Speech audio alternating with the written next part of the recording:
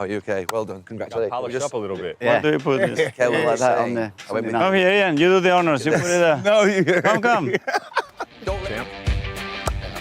Hey. They are my inspiration, and at the same time, they are the ones that have my back. This fan base has been through ups and downs over the years, the banter years, all those different things. You know. Yeah, we were always behind you. Yeah, come on. Pulling us back. They're pulling us back.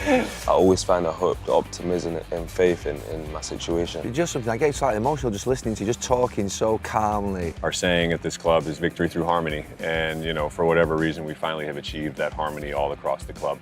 I get winning goal energy off of you at the moment. It was just, I can feel the story now, Miguel. You've been injured, you just come back at the end there and then bam, winning goal. Yeah, You hopefully. heard it here first. We're winning off the field, we're winning on the field, we're winning with the supporters, winning with our community. We're in it's a really good time to be there, and it feels like it's just the start. There you go, you see. Arsenal fans, we knew it all along, didn't we? Well, it's been much better that I could never imagine, to be fair. It's been so emotional, so natural, and to see that much joy, happiness, and pride around the club, it's just amazing. Mikel, when you look at this, I always think of it over the last few years, the question was, you were getting so close, could you get over the line? I know you're never going to get carried away, you're still young in your journey, but when I look at you now, I think of you sort of, those great managers who've won the Premier League titles, does that give you a different level of confidence and belief straight away that you're sat up there with some of the real greats who've won Premier League trophies?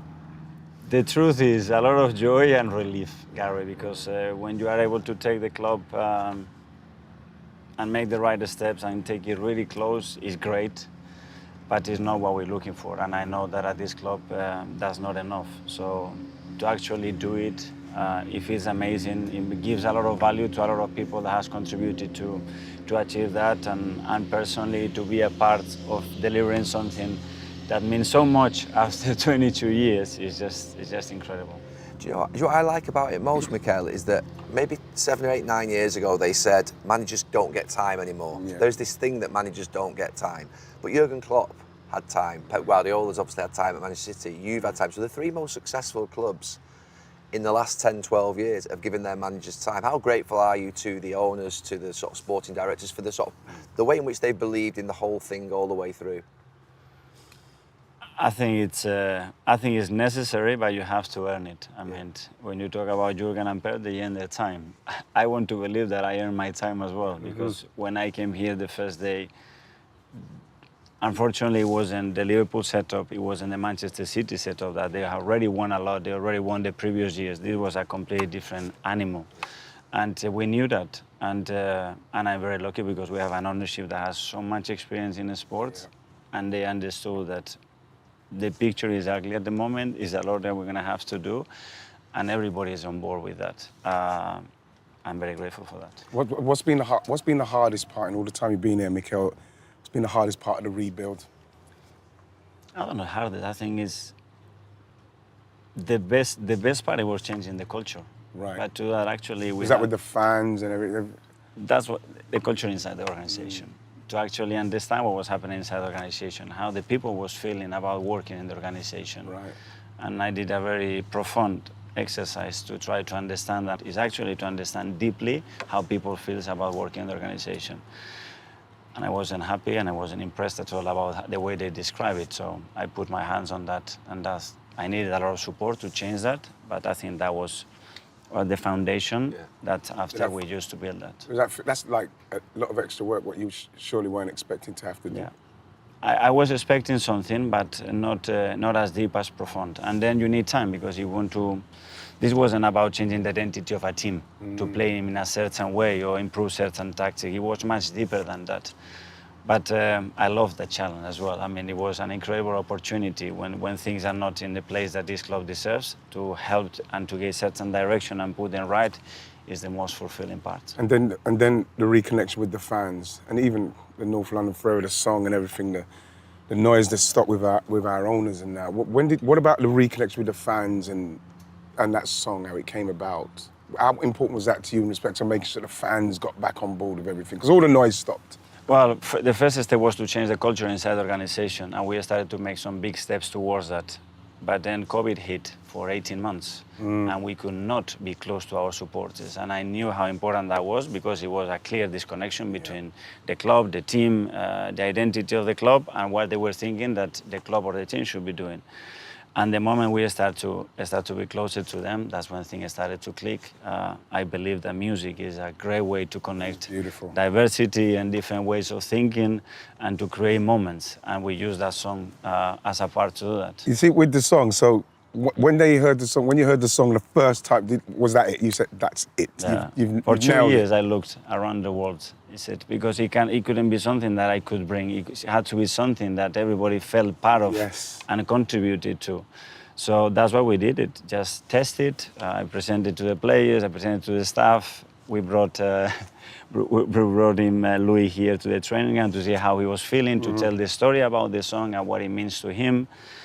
And slowly and gradually, but this is the beauty as well of social media, that in 24 hours it can It was everywhere. wild, and it was everywhere, and it got a great reception. In your job, I always think the characters of a manager that wins, they're obsessive, which we know you are. They've got something inside them, but they won't stop until they get what they want, and they know they have to be harsh at times. And that you've had to be harsh at times, haven't you, along the way? Is it harsh? I mean, to be fair, in our job is very difficult. What is fair? Fair for you means that fair for is not fair. But at least to stick to your principles, I think you explain things and you agree as a team that there are certain behaviors that we expect and we want to promote. If somebody doesn't do it, I mean, it cannot continue to be part of that. I think that's clear. Obviously, yeah, we can put the best beautiful words here around the walls, but they mean nothing. Yeah. The moment where I thought that Arsenal would win the league, and you're never sure, was the moment that you went and spent over 100 million on Declan Rice. It just felt to me like in that moment, I know you'll never say it's down to one player, but it just felt to me at that point, Arsenal have gone and won a player who looks like someone who's going to get you over the line, that get you over the line. But do you feel that?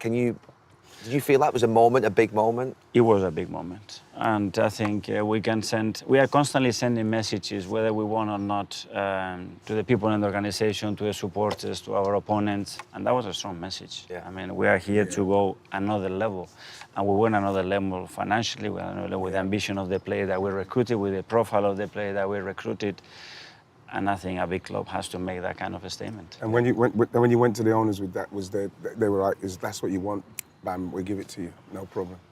Well, they were very supportive. I think you have to explain things, and the reason we believe that they could elevate the team to a different level. Yeah, but then we're talking about the amount of money. All of a sudden, we've gone to that next level of spending, and they would. I didn't know it was going to cost 70. I thought it was going to cost less. If you ask David Moyes, he always said, Mikel, you got him cheap. So You got him cheap. I don't get price. involved in that. I leave all the financial part for the other guys. And they still stuck with this, yeah. But then if you're going in at like 70, then it ended up 105. That's amazing support you got there. Yeah, and you need that, and without that, at the end, this belongs to the players and the quality of the players that you need to compete in this league. We all know what. You know, boss, I tried to ask you the question on Sunday, but obviously it was too much going on. But the coaching staff with your guys and how much they've done. You know, obviously Gabby coming in and Miguel and Jova and all of the guys. Just give us a little insight into them guys, please, because they've been magnificent. They are my inspiration, and at the same time, they are the ones that have my back. So I said a coaching staff has to have always 4 elements. I think 1, you need to be able to leave your skin open for the team. The second one, they have to be the speakers of the football club. I mean, we have one idea and they have to promote that idea in every sense. I think they have to be firefighters. So the less issues they come in my office, the better. And if they can stop that, if they can prevent that, yes. That's great. And then they have to have the capacity to eliminate and inspire me with ideas, with challenges, with other opinions. And that's what we have created, a very diverse coaching staff, very specific in qualities, completely different backgrounds, but all aligned in one purpose. And I cannot be prouder because they deserve a lot of credit for what we've done. Mikel, just looking back, when you've been on this journey for 5 years, you've been questioned all along the way, and I've questioned at times. I'm trying to think of 2 big moments. I'm trying to think of questions. The Raya Ramsdale moment. Yes. That that 6 months was a little bit uncomfortable in press conferences for you. And I was there. I mean, I was there. We were part of it. And you're thinking, what's Mikel doing here? He's got 2 goalkeepers. How can you have 2 number ones? How do you reflect upon that? And obviously, your goalkeeper is sensational. I mean, he's been the best. Well, it's for just the last proven couple to of be years. right. Yeah, Like, but how do you how'd you come reflect up- upon yeah, that moment? But that's a great example of what a manager needs. So I was very convinced that we have to make a change, but not because Aaron didn't have the quality, because I believe to go to the next level, we need a different profile of goalkeeper. And it was very difficult to explain upstairs, externally. It could maybe not make sense. And that's why you need then a sporting director, in this case it was Edu, to say, Mikel, are you 100% sure? Yes. And I went through him, and again. But you know we're going to have an issue. He said, I know.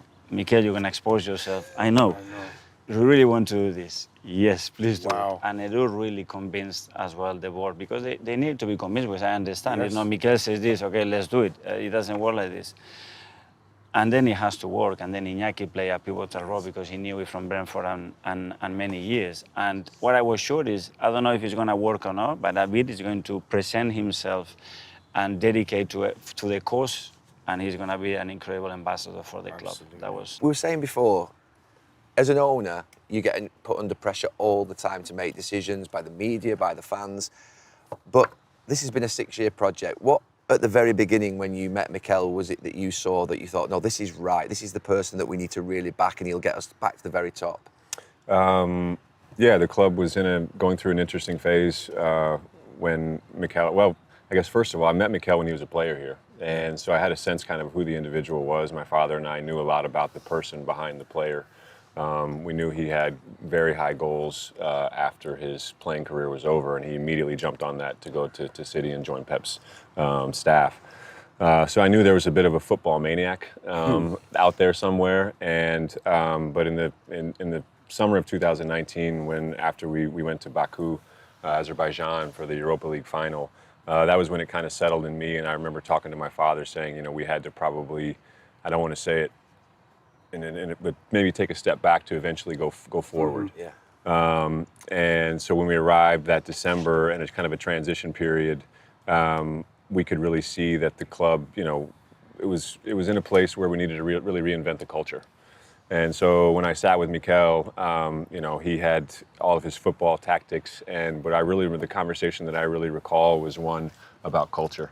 And so, you know, to see where we are today, I think that, you know, it's one to feel this amazing emotions and outpouring of support from all of our fans around the world for winning the trophy. But when I come out here to Colney and I see and I feel the people that are here, I think it's a testament to what Mikel and his staff have been able to do for the last 6 years, not only on the pitch, but off the pitch here as well. When Mikel comes to you and he says that the culture's not right in the organisation, as an owner, you take that personally. I would know that if I was saying. Absolutely. What at that point, what were your feelings when he questioned the culture and the fact that it just wasn't right, the feeling wasn't right in the club? Well, I think that if you're going to make sound decisions, you have to take the emotion out of it at times. And so for me, I had already kind of come to the own conclusion, whether that was one of self-reflection or one of the direction we needed to go. It was no matter whose fault it is, this is the actual situation. This is the reality of where we are. How are we going to correct it going forward? Gary, I think we've got to let the boss go. The boss has to Mikel, to go train or do something. You stay. Yeah. all the best. But see you soon. Thank you. Thank you. Sorry, Thank Joe. you, guys. No. You're talking about culture, and obviously Culture, absolutely.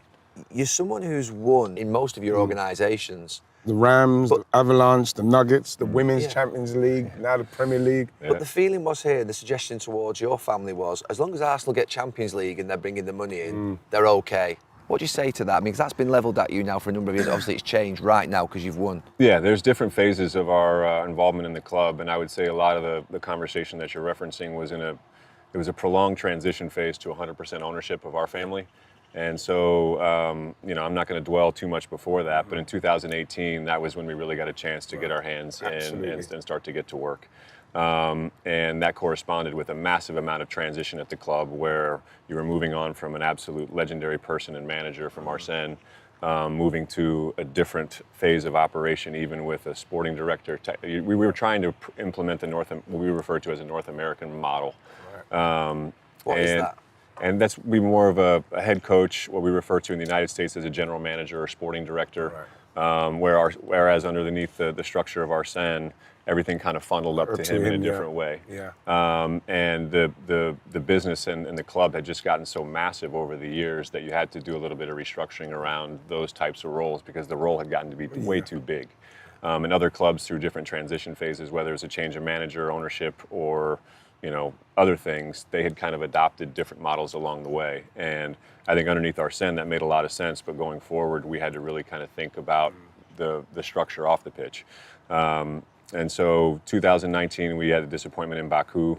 And that was, we had been a couple of years out of the Champions League at that point. And Righty, you might be able to recall, we were almost kind of straddling a dual strategy where we were bringing in a couple of young players. We had kind of brought in Gabby Martinelli. Bukayo was starting to break through.